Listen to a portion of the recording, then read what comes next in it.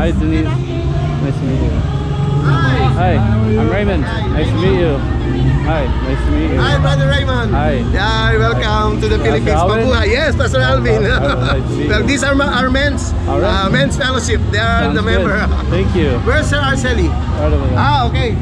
Okay, so welcome. There. Welcome to the Philippines. Yes, thank Is you. it your first time? 6 times. Ah, 6th time. Okay. Yeah.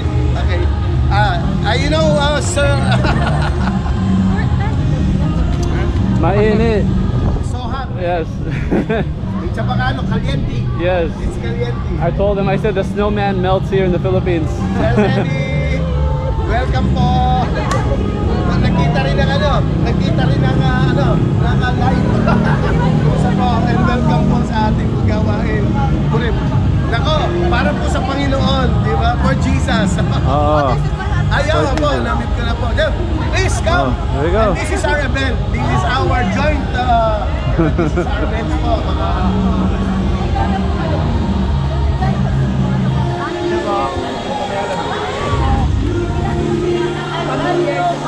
Opo, taga dito.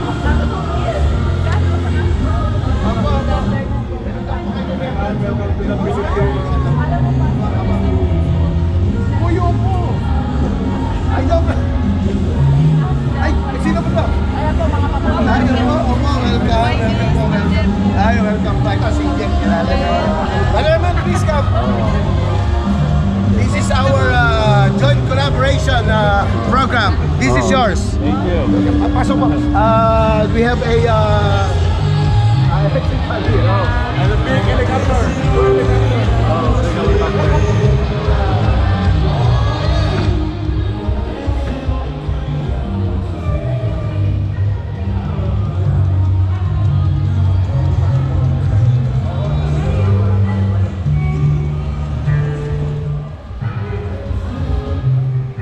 Check 1, 2, 3, check 1.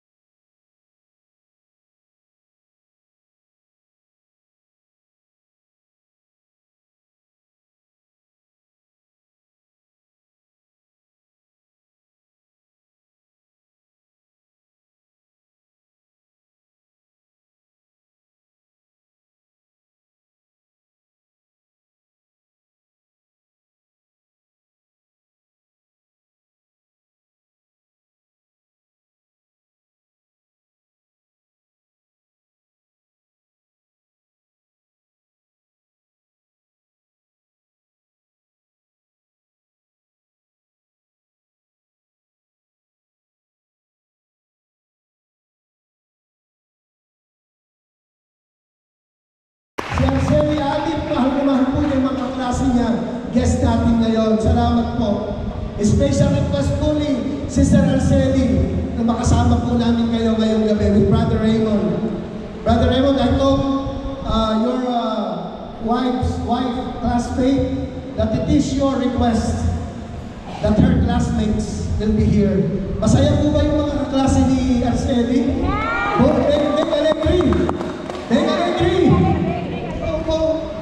So, asa si Arceli? Arceli, nasa kaman, muchos gracias con todo corazón. Con Tedis. Salamat po. Mga kapatid, maikli lang ang mensahe ko. Pastor, paano makakasama? Gusto kong makasama pag dumating si Jesus. Sabi ng Bible, yung mga namatay kay Jesus, mabubuhay. At tayo mga nabubuhay pa, ay babaguhin at sasalubong. Mga kapatid, makinig kayo. One day, magsabi ng ngayon na nakikinig. Mga kapatid, one day, iiwanan natin ang mundong ito. Huwag mo masyadong mahalin. Huwag niyo masyadong mahalin ang pera. Huwag niyo mahalin ang kayamanan niyo. Bakit po? Ay, Sir Arceli, sinabi ko po, mahal na mahal niyo po yung mga klase niyo. Tama po ba? Tama po ba? Salamat po sa inyo. Salamat po. Mapatid, iiwan natin ang lahat. Don't die without Jesus. Ang kailangan natin gawin, repent. Magsisi. Magsisi. Na 1 John 1:8-9. 1 John 1:8-9 na dapat gawin natin. Sino dito naniniwala? Ang Diyos nagpapatawad. Amen. Ang Diyos po nagpapatawad. Sabi ng 1 John 1:8, if we claim to be without sin, we deceive ourselves, and the truth is not in us. Verse 9, if we confess our sins, He is faithful and just, and we forgive our sins and purify us from all unrighteousness. Sa Tagalog, anak, kung sinasabi natin tayo walang kasalanan, sinasabi natin sinungaling ang Diyos, at dinadaya natin ang ating sarili, at wala sa atin ang katotohanan. Verse 9, pakibasa ng lahat. Pakibasa po ng lahat. Verse 9, go! Ngunit, kung ipinagtatapat natin sa Diyos ang ating mga kasalanan, maasahan natin, patatawarin niya ang ating mga kasalanan, at nililisin tayo sa lahat ng uri ng kasamaan dahil matuwid siya. Bakit kailangan natin humingi ng tawad? Roma 3:23, sapagkat ang lahat ay nagkasala. For all have sinned, walang taong walang kasalanan. Pare, pastor, madre, sino ka man. Anong sabi? Roma 3:23, sapagkat ang lahat ay nagkasala at hindi naging karapat-dapat sa paningin ng Diyos. Church, makinig. Hindi lang dahil may kasalanan tayo. Warning. Romans 6:23, sapagkat ang kabayaran ng kasalanan ay kamatayan, ngunit ang kaloob ng Diyos ay buhay na walang hanggan sa pamamagitan ni Señor Jesus, ni Kristo Jesus na ating Panginoon. Mga kapatid, pakinig, pag namatay ka nang hindi ka nagsisisi, hindi mo tinanggap si Jesus bilang Lord and Savior, ang sabi ng Bible, mamamatay tayo. Kamatayang pisikal at kamatayang espiritual. Kailangan natin tanggapin si Jesus. May buhay na walang hanggan. There is life. John 14:6. John 14:6. Pakibasa. Pasensya na po kayo namamalat. Pakibasa po ng lahat. What will redeem you? Ako ang daan, ang katotohanan at ang buhay. Walang makakaparating sa Ama, kundi sa pamamagitan ko. Nagtatanong ka, paano makakapunta sa langit? Si Jesus ang daan. Nagtatanong ka, sino ang katotohanan? Sino ang totoo? Si Jesus. Nagtatanong ka, paano magkaroon ng buhay? Sino po ang buhay? Pakilasa mo, sino ang buhay? Palapakan natin ang ating Panginoon. Sa akin po pagkatapos, Kailangan natin magsisi. Kailangan natin manampalataya. Kailangan natin tanggapin si Lord bilang Lord and Savior. Tayo po ating tumayo. Awitin po natin ang awit na Bagal mong Tahanan. And then we will sing, Lord, I give you my heart. Amen. Bago po tayo manalangin. Praise God. Can we sing the song, Bagal mong Tahanan? Ibigay po natin sa Diyos ang ating mga buhay. Para pag dumating si Jesus, makakasama ka. Church, ayaw ni Jesus na mawalay ka. Gusto ni Jesus, kung nasaan siya, nandun ka rin. Gusto niyo po ba makasama si Jesus? Amen. Awitin po natin ang awit na ito. Bagal mong Tahanan. Worship team, tayo na.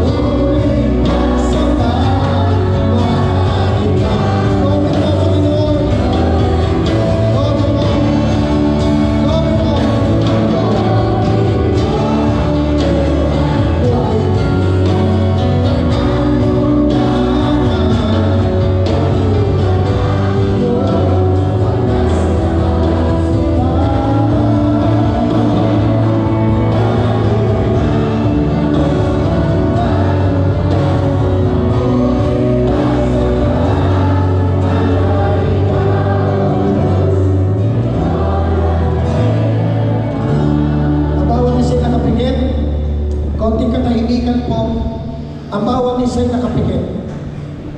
Mahalaga po desisyon ito. Hindi po reliyon, hindi sekta ang inyong tatanggapin. Ang tatanggapin nyo ay si Jesus. Siya ang daan, ang buhay at ang katotohanan. Ngayong gabi, taas po ang kamay habang nakapikit ang lahat. Sino ang gustong pumunta sa langit? Taas po ang kamay, pag kayo namatay, Lord, gusto ko pupunta ako sa langit. Please raise your hands. Nakikita ng Panginoon sino ka. At gusto ni Lord na makasama ka sa langit. Ngayong gabi, ikaw na nagtaas ng kamay. Ino-open ko ngayon ang altar. Inihiling ko kayong lahat ng nagtaas ng kamay. Please come forward. Lumapit kayo habang inaawit namin ito. Lapit kayo sa harapan. Kayong lahat ng gusto tumanggap kay Jesus, ang lahat ng gusto pupunta sa langit, lumapit po kayo sa harapan. Please come forward. Sige po, ibabay na po ng mga kamay. Si Sarah Sally, kayo po mag-guide sa inyong mga klase. Please come forward. Lahat po ng gusto tanggapin ng Panginoon. Amen. Lapit po kayo sa Panginoon. Amen. Awitin natin. This is my desire. Amen. Lapit kayo. Amen. Sige po, kasama ng mga kamay.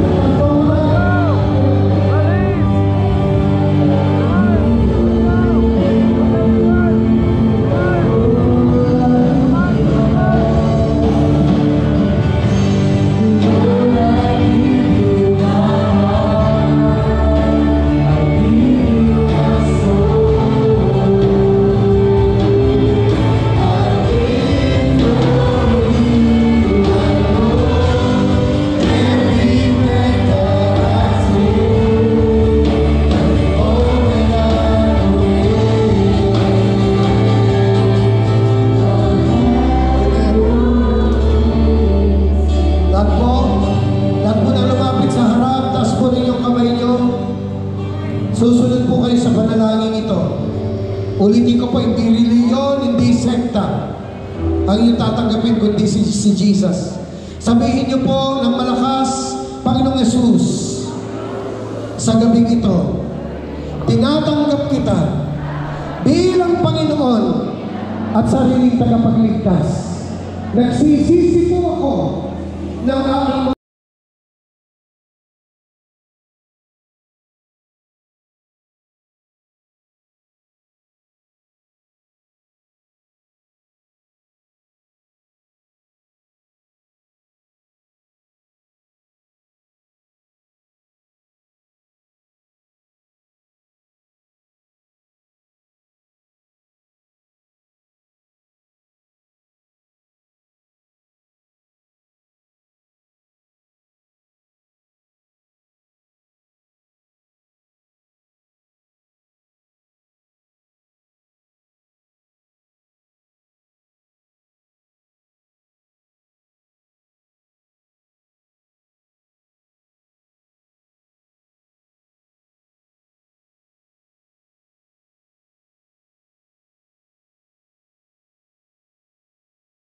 kasalanan sa isip, sa salita, at sa gawa.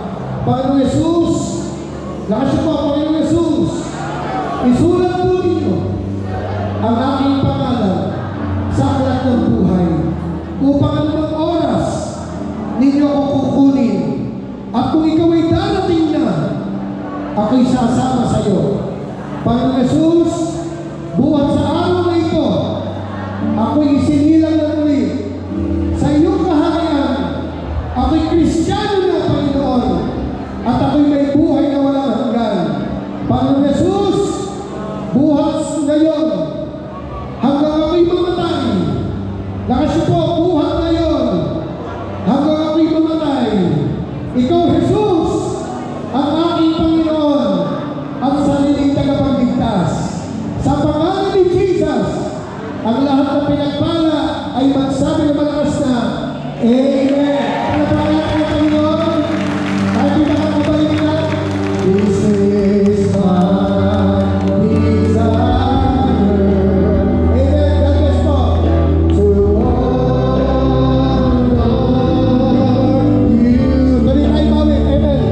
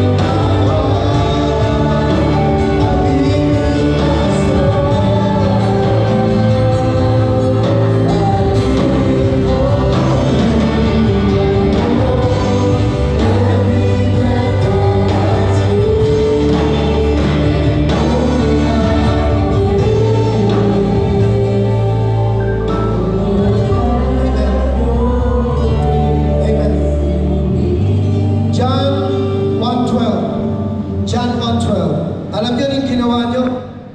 Alam niyo yung ginawa niyo na pagtanggap kay Jesus? John chapter 1 verse 12. Basahin po natin. Taas po yung kamay, mga tumanggap kay Jesus kanina. Yung mga lumapit dito. Amen. Pasukan ninyo, huwag kayo mahiya. Ito yung ginawa po ninyo. Basahin po ninyo. 1, ready, go! Ngunit ang lahat ng tumanggap at sumampalataya sa Kanya ay binigyan niya ng karapatan maging anak ng Diyos. Lahat kayong lumapit dito, kayong lahat na nagsisi, kayong lahat na tumanggap kay Jesus, mga anak na kayo ng Diyos ngayon. Parapakan natin ang Panginoon. Amen. Tayong lahat ay may buhay na walang hanggan. Amen. Last verse. 1 John chapter 5, verse 13. 1 John chapter 5, verse 13. Sabi ng Bible, First John, sige na, tinan po natin, isinusulat ko ito sa inyo na mga sumampalataya sa anak ng Diyos. Anong pangalan ng anak ng Diyos? Jesus. Lakas po, Jesus. Kayong sumampalataya sa anak ng Diyos upang malaman ninyo na meron kayong buhay na walang hanggan. Pag namatay kayo, anumang oras, saan kayo pupunta? Saan po kayo pupunta? Para pangalatan ng Panginoon. Amen. Last verse. Acts 4:12. Acts 4:12. Paano pagpunta sa langit? Acts 4:12. Walang sino man sa mundong ito ang makapagliligtas sa atin, kundi sino? Sino lang po makakapagligtas sa atin? Amen. Bakit? Kasunod niya na? Bakit? Dahil doon sa isang salin, sa silong ng langit, sa ibabaw ng lupa, walang ibang ibinigay na sukat ikaligtas sa atin. Again, John 14:6, Jesus is the way, the truth, and the life. No one comes to the Father except through me. This is our message. Amen. Jesus is the way. Tayo po'y manalangin. Yumukod ang lahat. Maraming salamat, Panginoon, sa simpleng mensahe. Pinagpala mo na kami. Pagpalain mong lahat ng narito, lalo na po yung aming mga bisita, ang mga klase ni Arceli, mga tumanggap at nanampalataya sa iyo, mga naging Kristiyano, yung mga pinanganak na muli. Salamat po. Sa iyo, ang lahat ng papurit pasalamat sa tanging pangalan ni Jesus, Ama. Ang lahat ng pinagpalay, magsabi po na malakas na. Amen. Para pa natin ang Panginoon.